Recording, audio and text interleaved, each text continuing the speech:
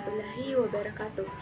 Perkenalkan, nama saya Fitriani dengan NIM 230407501033 dari kelas M233, mata kuliah Kajian Bahasa Indonesia. Di video ini saya akan menjelaskan tentang klasifikasi kata dan proses morfemis. Klasifikasi kata. Dalam sebuah bacaan bahasa Indonesia, terkandung banyak unsur bahasa yang berkaitan dengan makna kata dan ruang lingkupnya. Juga penggunaan gaya bahasa yang berhubungan dengan ungkapan dan bentuk-bentuk pemakaiannya. Kata merupakan unsur yang sangat penting dalam membangun sebuah kalimat. Tanpa kata tidak mungkin ada kalimat. Setiap kata mempunyai fungsi dan peranan yang berbeda sesuai dengan kelas kata atau jenis katanya. Secara umum, kelas kata terdiri dari beberapa macam, yaitu yang pertama kata kerja atau verba. Kata kerja ialah kata yang menyatakan perbuatan atau tindakan. Kata kerja biasanya berfungsi sebagai predikat. Suatu kata dapat digolongkan ke dalam kelas kata kerja apabila memenuhi persyaratan berikut. Yang pertama, dapat diikuti oleh gabungan kata atau frasa dengan plus kata sifat. Contoh, pergi dengan gembira. Yang kedua, dapat diberi aspek waktu seperti akan, sedang, dan telah. Contoh, akan mandi. Yang ketiga, dapat diingkari dengan kata tidak. Contohnya itu tidak makan. Yang keempat, berawalan me dan ber. Contohnya melatih, bermain, berdiskusi, dan lain sebagainya. Kata sifat atau adjektiva. Kata sifat ialah kata yang dipakai untuk mengungkapkan sifat atau keadaan sesuatu.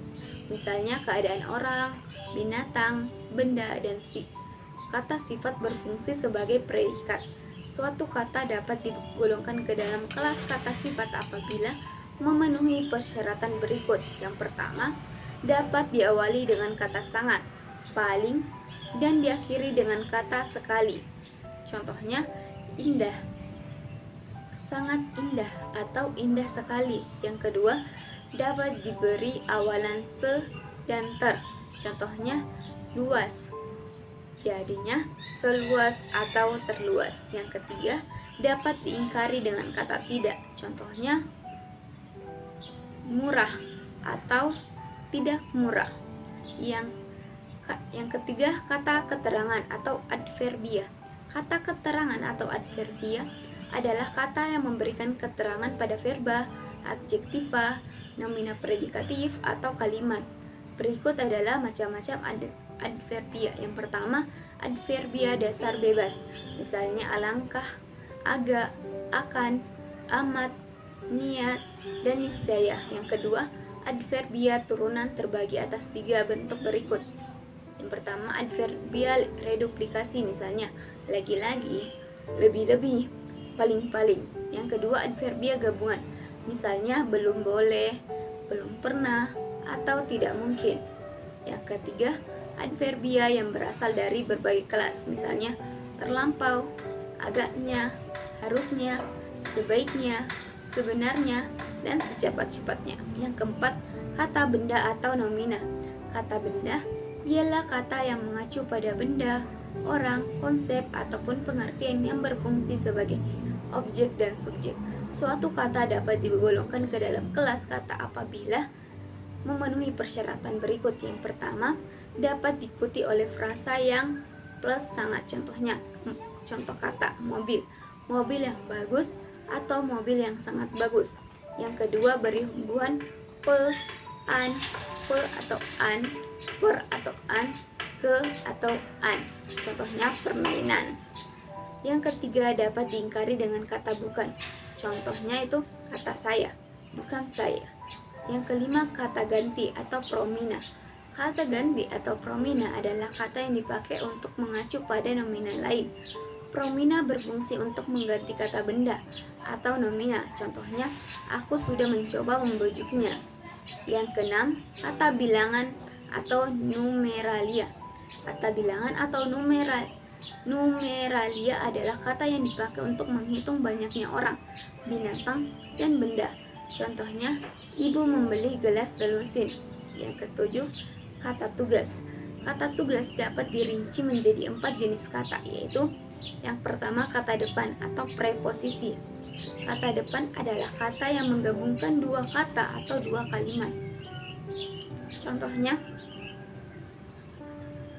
di sebelah utara sama dengan menunjuk arah. Yang kedua, kata sambung atau konjungsi. Kata sambung adalah kata yang menghubungkan dua satuan bahasa yang sederajat. Kata dengan kata, frasa dengan frasa, klausa dengan klausa. Contohnya, adik dan kakak. Yang ketiga, kata sandang atau artikula. Kata sandang adalah kata tugas yang membatasi makna nomina. Contohnya, sang guru atau sang bermakna tunggal. Yang keempat, kata seru atau interjeksi.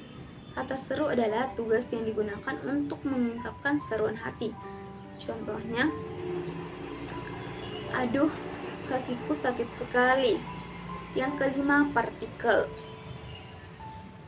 Partikel adalah kategori atau unsur yang bertugas memulai, mempertahankan, atau mengukuhkan sebuah kalimat dalam komunikasi.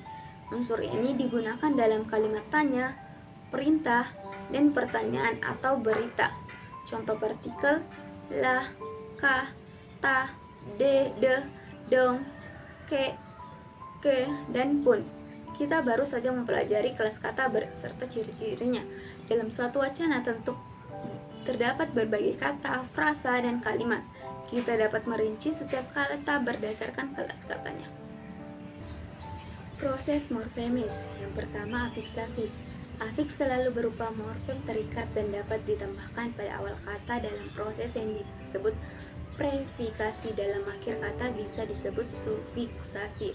Untuk sebagian pada awal kata serta sebagian pada akhir kata, konfiks, ambifiks, atau simulfiks. Dalam proses yang disebut konfiksasi atau ambifiksasi atau simulfiksasi, atau di dalam itu sendiri sebagian suatu sisipan infiks dalam proses yang disebut infiksasi. Contoh jenis afiks: yang pertama, prefiks, belajar, pengurus, terdapat, kedua. Yang kedua, sufiks, akhiran, wartawan, bukumu. Yang ketiga, konfiks, melakukan, menduduki, memperlihatkan, kelihatan, berdasarkan. Yang keempat, infiks, gerigi, gemetar, telunjuk. Yang kedua, reduplikasi. Ada beberapa pendapat tentang definisi reduplikasi yang penulis peroleh. Salah satunya dari JWM Verhaar yang mengatakan bahwa reduplikasi merupakan proses morfemis yang membentuk pengulangan dari sebuah atau sebagian bentuk dasar. Pendapat Verhaar ini diperkuat lagi dengan pendapat Muhammad Ramlan yang mengatakan reduplikasi sebagai satuan gramatik baik seluruh maupun sebagian, baik dengan variasi fonem maupun tidak. Jenis reduplikasi. Ada beberapa jenis reduplikasi yang dikemukakan oleh ahli-ahli linguistik. Verhaar membagi reduplikasi menjadi dua, yaitu reduplikasi keseluruhan dan reduplikasi parsial. Reduplikasi keseluruhan adalah reduplikasi yang proses pengulangannya terjadi secara menyeluruh dari suatu bentuk dasar, sedangkan reduplikasi parsial adalah reduplikasi yang pengulangannya hanya sebagian dari suatu bentuk dasar. Sebagian tersebut biasa di awal maupun di akhir bentuk dasar yang mengalami reduplikasi. Sebagai contoh adalah eksem luhur menjadi leluhur, kemudian mengalami penyederhanaan menjadi leluhur. Yang kedua, ciri-ciri bentuk reduplikasi. Ada beberapa ciri bentuk reduplikasi dalam bahasa Indonesia. Ciri-ciri tersebut adalah: yang pertama, reduplikasi tidak mengubah golongan kata bentuk dasar yang diulang. Dengan kata lain, kelas bentuk dasar kata ulang tersebut masih sama dengan setelah terjadi pengulangan. Sebuah nomina apabila diulang maka akan menjadi nomina pula. Contohnya rumah, rumah-rumah. Contoh kata berkata, berkata-kata. Yang kedua, bentuk kata dasar ulang berupa satuan-satuan yang terdapat dalam penggunaan bahasa. Sebagai contoh adalah kalimat Irama memukul-mukulkan tongkat itu ke bangku. Yang ketiga, proses bentuk reduplikasi berafiks mungkin. Yang pertama A. Proses reduplikasi dan afiksasi terjadi bersamaan. Contoh, ton bertambah R. Bertonton pada kasus ini ber dan reduplikasi ton terjadi secara bersamaan karena bentuk ton tidak terterima dalam bahasa Indonesia. Yang kedua, proses afiksasi terjadi lebih dahulu baru proses reduplikasi. Contoh, lari berlari, berlari-lari, minggat mengingat, mengingat-ingat. Yang ketiga, proses reduplikasi terjadi lebih dahulu baru proses afiksasi. Contoh, mobil, mobil-mobilan, robot, robot-robotan. Yang ketiga, kompositum atau komposisi. Kata majemuk atau kompositum adalah gabungan morfem dasar yang seluruhnya berstatus sebagai kata yang mempunyai pola fonologis, gramatikal, dan semantis yang khusus menurut kaidah bahasa yang bersangkutan atau KBBI. Jenis-jenis kompositum yang pertama tipe A, contoh anak air, bibir cawan, buah hati, kepala keluarga, mata panah, dan sebagainya. Yang kedua tipe B, contoh banyak akal, banyak bicara, bebas tugas, berat hati, gelap hati, hilang akal, campur tangan, dan lain sebagainya. Yang ketiga tipe C, contoh adat istiadat, aman, sejahtera, panjang lebar, besar kecil, ayah ibu, dan lain sebagainya. Di sini disebutkan contoh ayah ibu berpola A pria, B wanita. Jika dibandingkan dengan bapak ibu, sebenarnya contoh ini tidak berbeda. Namun konteks kalimatlah yang membedakan kedua kata ini sebagai kompositum dan frasa. Yang keempat tipe D, contoh asusila, bilingualisme, metafisika, makroekonomi, dan semifinal. Yang kelima tipe E, contoh geofisika, sentimeter, dan psikologi. Kata majemuk yang lazim ditulis terpisah. Yang benar itu air mata beritahu kereta api. Yang salah air mata beritahu kereta api. Kata majemuk yang ditulis terangkai benar. Acap kali ada kalanya. Salahnya itu acap kali ada kalanya. Ciri-ciri yang membedakan kata majemuk dari frase. Yang pertama, ketaktersisipan, yaitu komponen-komponen kompositum tersebut tidak dapat disisipi apapun. Yang kedua, ketakterluasan, yaitu komponen-komponen kompositum tersebut tidak dapat diafiksasi atau dimodifikasi. Yang ketiga, ketakterbalikan, yaitu komponen-komponen tersebut tidak dapat dipertukarkan. Jadi, menurut Harimurti, jika tidak memenuhi ciri-ciri di atas, bentuk tersebut bukan kompositum melainkan frase. Itulah penjelasan mengenai klasifikasi kata dan proses morfomis dari saya. Sekian dan terima kasih. Wassalamualaikum warahmatullahi wabarakatuh.